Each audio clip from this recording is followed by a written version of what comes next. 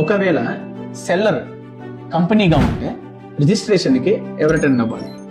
కంపెనీలో ఉన్న board of డైరెక్టర్స్కి రిజిస్ట్రేషన్కి సంబంధించిన ఆథరైజ్డ్ ఏజెంట్ని ఎన్నుకునే హక్కు ఉంటుంది. Board of directors meeting conduct చేసి particular survey number, house number, plot నెంబర్కి సంబంధించిన సేల్ డీడ్ని ఎగ్జిక్యూట్ చేయడానికి మేము ఫలానా పర్సన్ని ఆథరైజ్డ్గా ఎన్నుకున్నామని చెప్పి ఆధార్ నెంబర్ కూడా మెన్షన్ చేస్తూ ఒక రెజల్యూషన్ కాపీని డాక్యుమెంట్స్తో జత చేసి తన రిప్రజెంటేటివ్ని రిజిస్ట్రేషన్ ఆఫీస్కి పంపించవాలి. అలాగే డాక్యుమెంట్స్ అన్ని రిసీవ్ అయిన తర్వాత సబ్ రిజిస్ట్రార్ ఏం చేస్తారు?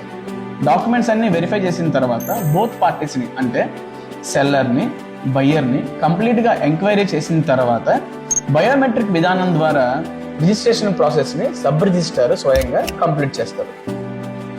రిజిస్ట్రేషన్ కంప్లీట్ అవ్వగానే డాక్యుమెంట్స్ ఎందుకు చేతికి ఇవ్వరు?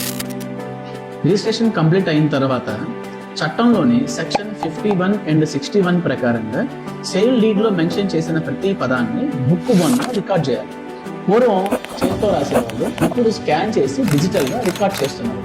ఈ బుక్ 1 లో మెన్షన్ చేసిన ట్రాన్సాక్షన్సే మనకి ఈసీలో కూడా రిఫ్లెక్ట్ అవుతాయి.